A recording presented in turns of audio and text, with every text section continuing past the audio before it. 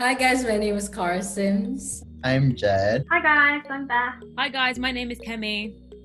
My name is Evan. Hi, I'm Sarah. My name is Matt Carriazo. Hi everyone, I'm Mimi. I'm Zenny's friend. Nice to meet y'all. Let's go. Hi, I am MJ. I'm Alison. Hello everyone, my name is Tony. Good, thank you. How are you? Good.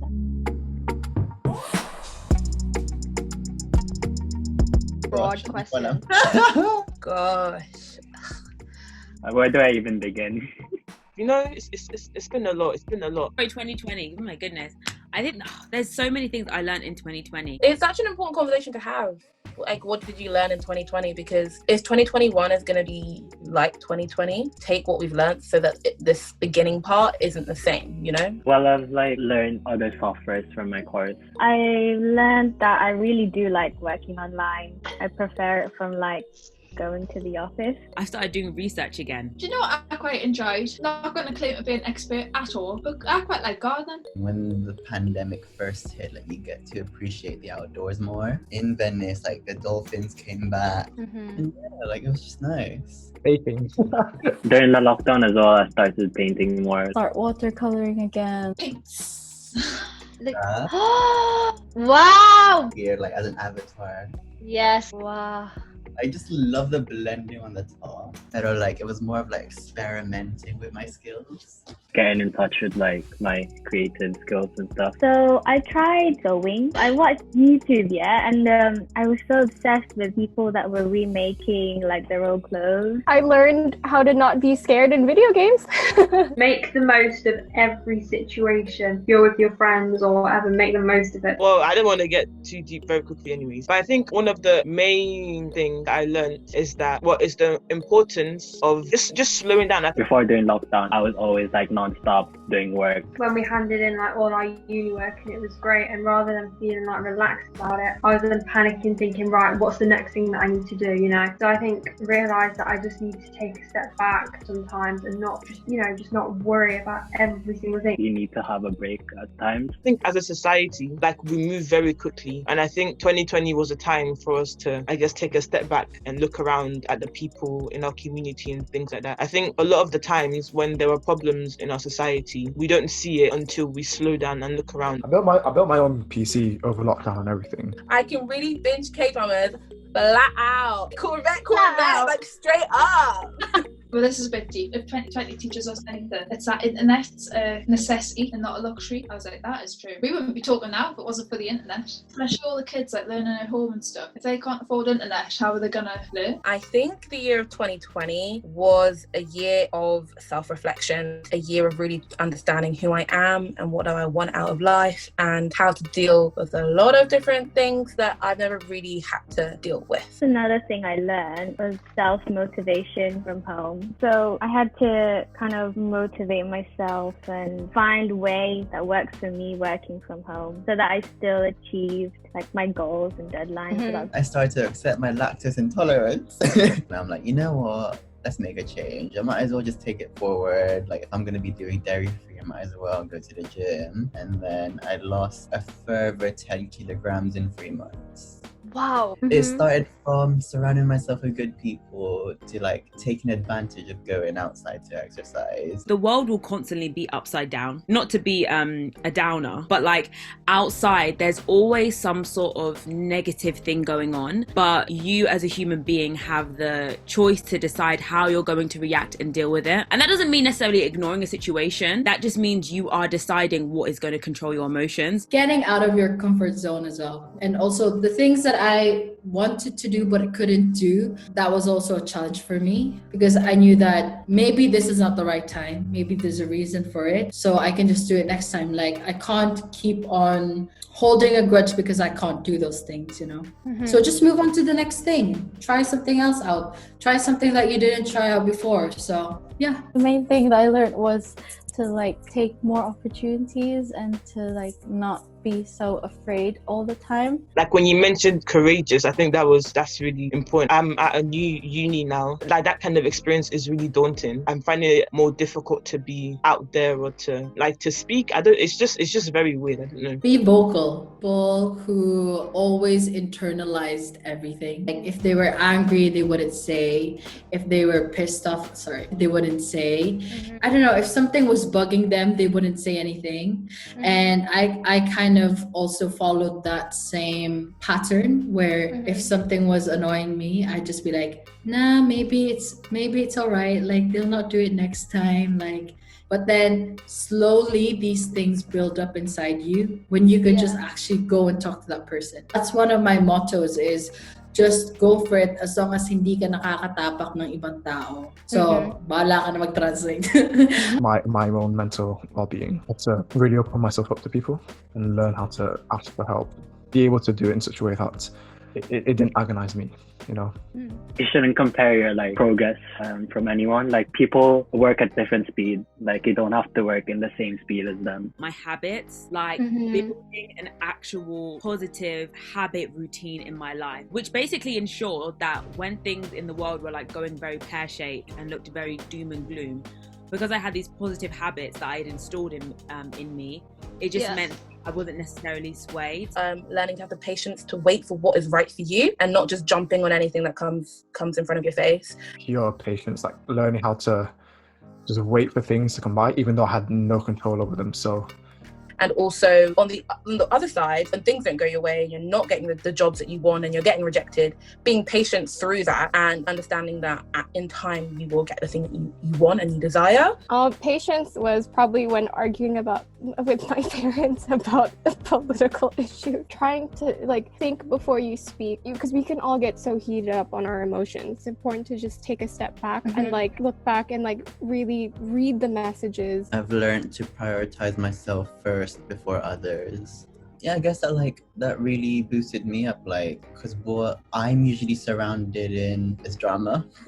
I feel like I need a life outside of this. In terms of like independence, that's where it starts. Start to focus more on yourself. Like instead of looking out for others, you're looking out for yourself and for your self-development. Like that's where that phrase comes. You're like, bahala ka sa buhay mo. So when we take this first phase of the year, when we were still at uni, Corona was a thing, but it wasn't too deep in the UK at the moment. I had exams, it was my last year of uni, and I had an emergency surgery that came out of nowhere. It was just a moment of a lot of stress. I felt quite isolated, and it was one of those moments when you look back and you're kind of like, who do I actually rely on in a time of crisis? And not in a mean way, but just in if I can't lean on you in a moment of crisis, are you there? Do you know what I mean? Like it's come to the point where I'm like, I should no longer be investing in things that don't invest back in me. 2020 definitely has been the year that my confidence has increased, and I'm proud of where I am now compared to like not only the first year of uni but like the first year of high school, because I was so shy. Your colorism dissertation really helped me with that. Like it was really interesting to hear like different experiences of colorism and then how they contrast to my experiences. Like I guess reassuring myself that I'm not the only one who went through those experiences as a child, because I was invalidated of those experiences by them saying, oh, you're just thinking, you're overthinking about it. Oh, your teacher's not saying that. Like there are people from different backgrounds, but you don't realize what different backgrounds they are until they actually talk about it. Being with other people who felt it, and I was like, okay, it's not just me. I'm not going crazy. One thing that got me through the year, I guess, was like just believing in myself that like I'm strong. You are stronger than you think you are. Like, and like I can do this. Like, you know, I've gone through some hard times, like maybe on my own or with other people's support, but like a lot of the time we actually undermine ourselves and we're like, oh, we can't do this, or this is too much for us. But either way, I have like everything inside of me to kind of push through uni and like my placements, like just in general, like life. There's going to be a lot of trials and like things that come your way, but trust me when I tell you, during that moment, even though it's painful, and like terrible, and you're like, I'm not going to make it through, you are going to make it through. It's going to be difficult, but you're 210% you're gonna make it through. How important relationships are. For me, 2020 was a year where I was fixing any relationships that I wasn't really comfortable with, or parang, like if there were any relationships that wasn't like parang solid, I fixed that. Like that was my priority in 2020. It really, really helps you a lot with your mental state, like in everyday life. So yeah, man. I learned that I could handle a long distance relationship. I learned that it wasn't as bad as a lot of people had described it to be, because a lot of people were saying, oh, if it's so long distance, are you not going to get tempted by other people messaging you or seeing other girls or stuff? I'm like, well, if I'm not going to be tempted when she's with me in person, why would I be tempted when she's not with me? You know. So I learned that about myself. I'm really grateful for is the fact that even if I might not be able to do it sometimes, like my friends check up on me as well. Like when you message me, or when Kemi messages me, or Mimi, or like Senna, like annoyingly every week, she'll be like, oh, do you miss me yet? Do you miss me? Like you do that as well. Do you miss me yet? And I'm anyways, like that kind of stuff, like even if I seem irritated, like I honestly, like I appreciate it so much, because I think having people like that in your life is so important. I always knew my friends cared, but I think it's good to be reminded. I appreciate you, Zenny. I appreciate you when you check up on me. Materialistic things really don't matter. I think a lot of the time I place value on kind of what I'm doing next, my education, how much money I'm gonna make, and 2020 hit me across the face and said, I'm going to shatter every single aspect of that. Like, and I think it was like a reminder that the only thing that really lifts me up, like, and actually like really grounds me is number one, my community and my friends, and number two, God. And having those two things in my life throughout the whole of 2020 sustained me in a way that was like unfathomable. Even now, when I like get to have moments with friends, I cherish it so much more than I ever did before. And the main thing for me is majorly took for granted being at university and seeing my friends every single day. From going to seeing you guys and everybody every day to then having to come home and like not seeing you for months on end, it just reiterates how important these friendships are and like bonds you make. Appreciation for all my amazing friends. There are some friendships that from 2020 that I've made that I want to carry on into 2021. Also some friendships that have been there for a long time that I've decided I don't think it's working out. The people that you surround yourself is definitely really important. Like, as you come to that realization that, you know, like you've been friends with someone for so long, and then you realize maybe we're at different points in our life and the friendship is no longer compatible. I guess it all goes down to the personal development. Like, you want to surround yourself with people who are there to see you grow, who actually respect like the differences in different people.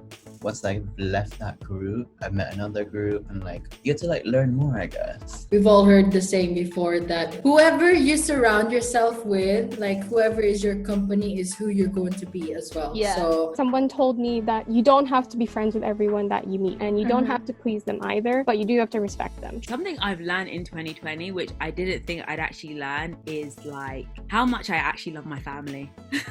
Oh, the value of family. So it's nice to have like more time to spend with family. And I think family is like something that can be defined in different ways, but I don't think family necessarily means bloodline. I think it means like anyone who is in your like close circle.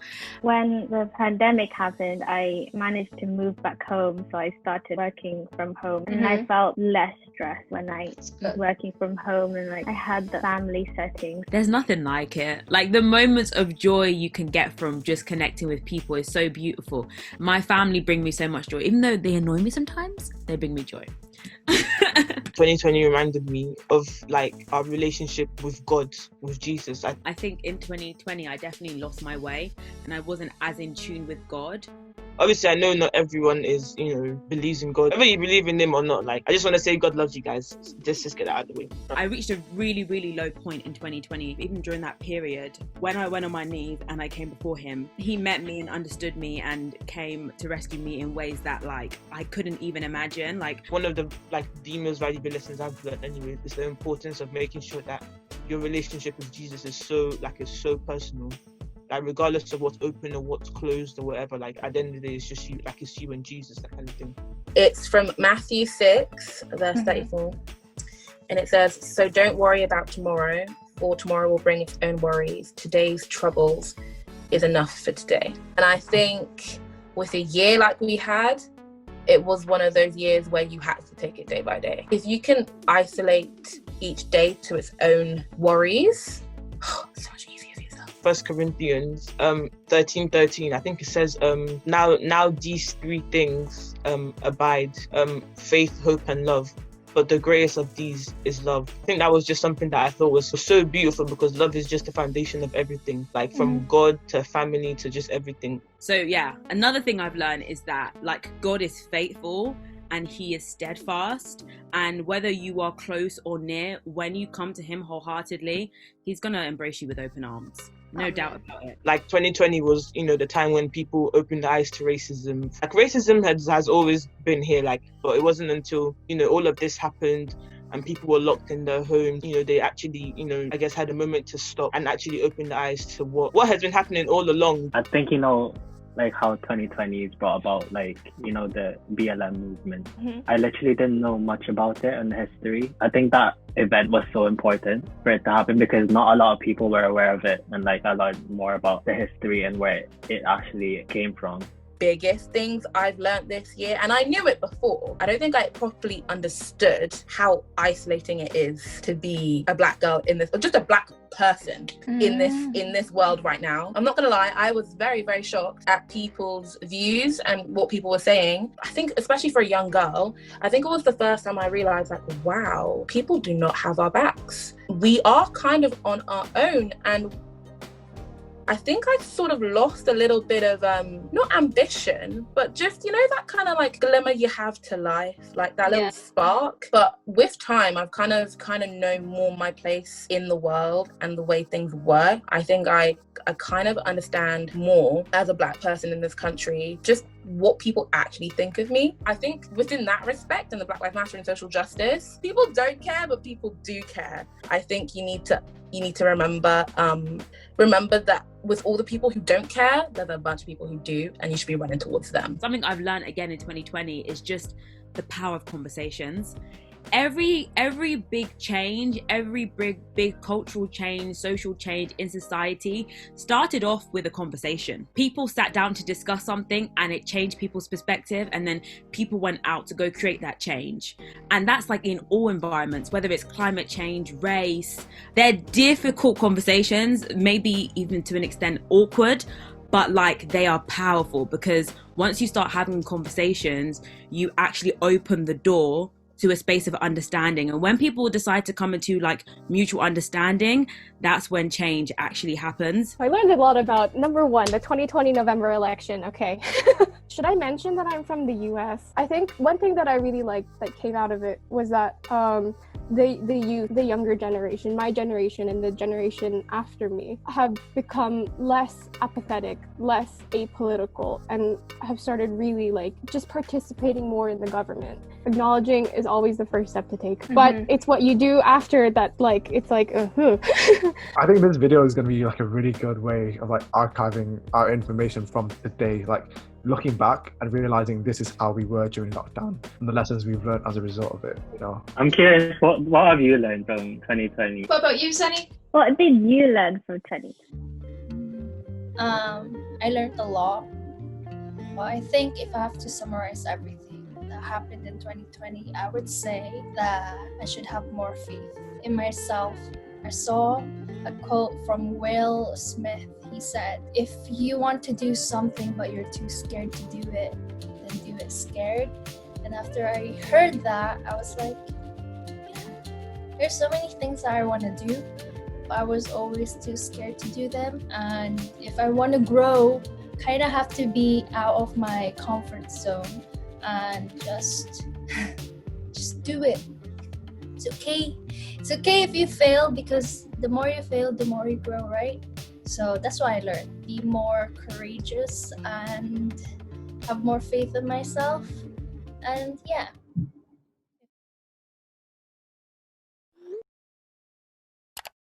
That's the end of the video. Thanks for watching. Make sure you like, comment, and subscribe. You know what to do. Click that notification bell. Every time I post a video, you're gonna hear a ding. Just yeah. You know how it goes. You know exactly. Thank you to everyone that subscribed. You know.